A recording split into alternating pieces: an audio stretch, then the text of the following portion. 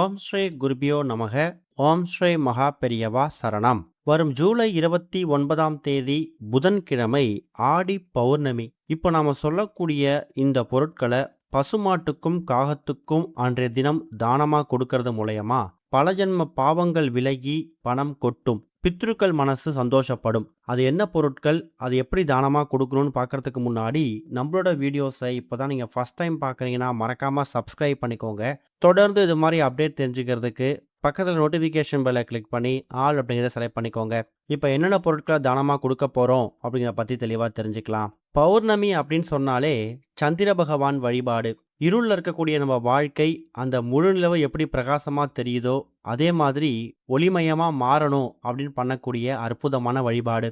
மாதம் மாதம் வரக்கூடிய பௌர்ணமி தினத்தில் நம்முடைய குலதெய்வத்தையும் இஷ்ட தெய்வத்தையும் வணங்கும் போது நிச்சயம் அதுக்கான பலன் கிடைக்கும். மற்ற மாதங்களில் வரக்கூடிய பௌர்ணமிக்கு இந்த அளவுக்கு சிறப்புனா வருஷத்தில் வரக்கூடிய 12 தமிழ் மாதங்களில் ஒரு சில தமிழ் மாதங்களில் வரக்கூடிய பௌர்ணமி கூடுதல் சிறப்பு.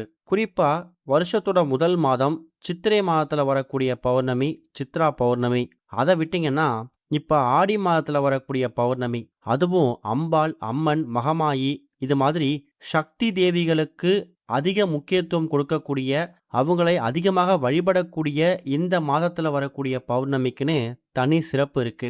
ஆடி பௌர்ணமி அன்னைக்கு என்ன மாதிரியான வழிபாடுகள் செய்யணும் அப்படிங்கிறது ஒரு பக்கம் கேள்வியாகவும் குழப்பமாகவும் இருக்கலாம். நீங்க பெருசா முக்கியத்துவம் கொடுத்து புதிதாக எந்த விதமான வழிபாடும் செய்ய வேணாம். தூங்கி எழுந்ததுக்கு பிறகு உங்க வீட்டோட பூஜை அறையில எப்பவும் போல பௌர்ணமிக்கான வழிபாட்டை முடிச்சிடுங்க. பௌர்ணமிக்கான வழிபாடு நீங்க எதை செய்யறதா இருந்தாலும் மாலை நேரங்கள்ல 6-7 மணிக்கு மேல முழு நிலவு பிரகாசமாக தெரியக்கூடிய நேரத்தில் தான் பண்ணணும். எப்படி அந்த நிலவு பிரகாசமா ஒளிமயமா தெரியுதோ அதே மாதிரி நம்ம வாழ்க்கையும் பிரகாசமா இருக்கணும் அப்படிங்கிறது தான் பௌர்ணமி வழிபாட்டுக்கான நோக்கம். இன்னொரு பக்கம் பௌர்ணமி வழிபாட்டிலேயே ரொம்ப சிறந்த வழிபாடு எது தெரியுமா? சிவ வழிபாடு தான்.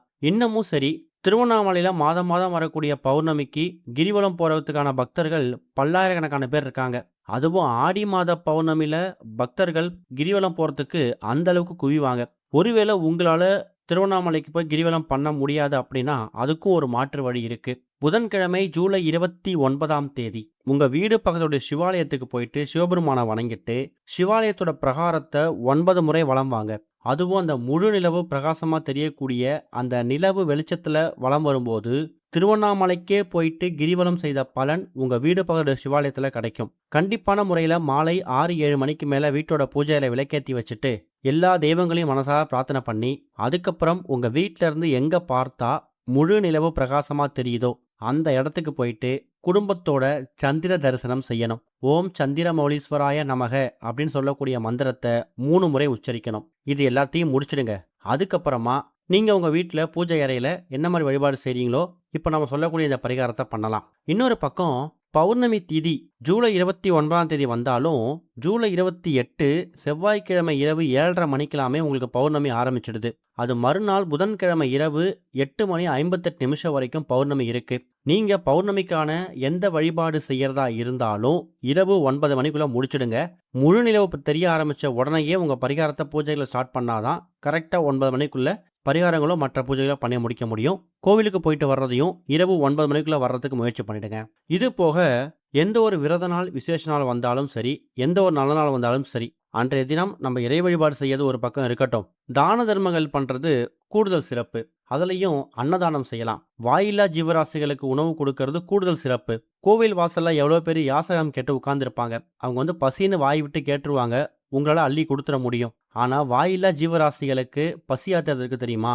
அது 1000 பேருக்கு அன்னதானம் போட்ட பலன் கொடுக்கும். அதுலேயும் அமாவாசை பௌர்ணமி, அதுவும் ஆடியில் வரக்கூடிய அமாவாசை பௌர்ணமி நாட்களில் நீங்கள் வாயில்லா ஜீவராசிகளாக இருக்கக்கூடிய பசுமாட்டுக்கும் காகத்துக்கும் ஒரு சில பொருட்களை தான தர்மங்களாக கொடுக்கும்போது, அதுவும் இப்போ நாம் சொல்லக்கூடிய இந்த பொருட்கள்லாம் கொடுத்தீங்கன்னா கோடி புண்ணியம். சரி, இப்போ நாம் சொல்லக்கூடிய பொருள் என்ன அப்படின்னு நீங்கள் தெரிஞ்சுக்கணும். அதுக்கு முன்னாடி அந்த பொருளை நீங்கள் பசுமாட்டுக்கு கொடுக்குற மாதிரி இருந்தால் ஒரு வகையாகவும் காகத்துக்கு கொடுக்குற மாதிரி இருந்தால் ஒரு வகையாகவும் கொடுக்கலாம். முதல்ல அந்த முக்கியமான பொருள் என்ன அப்படின்னு கேட்டிங்கன்னா பச்சை பயிறு. புதன்கிழமை இந்த வருஷம் நமக்கு ஆடி பௌர்ணமி வந்திருக்கு. புதன்கிழமை யாருக்கு உகந்தது? புதன் பகவான், புத்தி காரகன். நம்ம பார்க்கக்கூடிய வேலை, தொழில், வியாபாரம் இது எல்லாத்துலேயும் திறம்பட செயல் வைக்கக்கூடிய புத்தி கூர்மையை அறிவாற்றலை கொடுக்கக்கூடியவர் யார் தெரியுமா? திருவெண்காட்டுல இருக்கக்கூடிய நவகிரக ஸ்தலங்கள்ல இருக்கக்கூடிய புதன் பகவான் தான். புதன் பகவான் கோவிலுக்கு திருவெண்காட்டுக்கு போகும்போது இன்னமும் சரி, அங்க 18 எண்ணிக்கையில பச்சை பயிறு தீபம் போட சொல்லுவாங்க. ஒருத்தவங்க ஜாதகத்துல வந்து புதன் கிரக தோஷம் பலவீனமா இருந்துச்சுன்னா, வியாபாரம் மந்தமாகும். குழந்தைகளோட கல்வி வந்து கொஞ்சம் மந்தமா ஏற்படும். அப்படிப்பட்டவங்க திருவெண்காடுக்கு போயிட்டு புதன் ஸ்தலத்த பிரார்த்தனை பண்ணும்போது, கண்டிப்பான முறையில அந்த மந்த நிலை கொஞ்சம் கொஞ்சமா குறைய ஆரம்பிக்கும். நல்ல முன்னேற்றம் கிடைக்கும். அந்த அளவுக்கு பச்சை பயிறு அப்படின்னா புதன் பகவானுக்கு ரொம்ப பிடிச்சது. இவ்வளவு ஏன்? பச்சை நிறம் எங்கெல்லாம் இருக்குதோ, அங்கெல்லாம் புதன் பகவானோட ஆதிக்கம் அதிகமா இருக்கும். அதனால இந்த பச்சை பயிறு இருக்கு இல்லையா? இத நல்லா ஊற வச்சுடுங்க. இத வந்து இப்ப நீங்க பசுமாட்டுக்கு குடுக்குற மாதிரி இருந்தா, அது கூட கொஞ்சமா பச்சரிசி. ஏன்னா ஆடி பௌர்ணமி அப்படிங்கிறது சந்திர பகவானுக்கும் உகந்த நாள் தான். சிவபெருமானுக்கும் உகந்த நாள் தான். இவங்க 2 பேருக்கும் பிடிச்ச உகந்த ஒரு பொருள் வந்து பச்சரிசி. பச்சரிசியையும் ஒரே ஒரு கைப்பிடி அளவு பச்சை பயிறு புதன் பகவானுக்கு உகந்தது. இந்த 2 பொருட்களையும் தண்ணீல நல்லா ஊற வச்சுடுங்க. அதுக்கப்புறம் அது நல்லா ஊறுனதுக்கு பிறகு, இத பசுமாட்டுக்கு குடுக்கலான்னு உங்களுக்கே தெரியும்ல. நல்லா ஊறியிருக்கும். அந்த நேரத்துக்கு அந்த பதத்து வந்ததுக்கு பிறகு, அதுல கொஞ்சமா வாழைப்பழமும், நாட்டு சர்க்கரையும் சேர்த்து, இந்த ஒட்டுமொத்த பொருட்களையும் ஒன்றாக கலந்து, உங்க வீடு பக்கத்துல சுற்றி திரியக்கூடிய, இல்ல கோவிலுக்கு போறீங்க, அந்த கோவில்ல கோசாலை இருக்கு.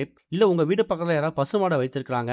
பசுமாடு பராமரிக்கிறாங்கன்னா, அவங்க கிட்ட கொடுத்து, இந்த ஒட்டுமொத்த கலவையையும் உணவா குடுக்க சொல்லலாம். இது மூலியமா சந்திர பகவானோட அருளும் கிடைக்கும். இன்னொரு பக்கம் புதன் பகவானோட அருளும் சேர்ந்து கிடைக்கும். அதுவும் பசுமாட்டோட உடம்புல 33 தேவர்கள் வசிக்கிறதா ஒரு பெரிய ஐதீகமே இருக்கு.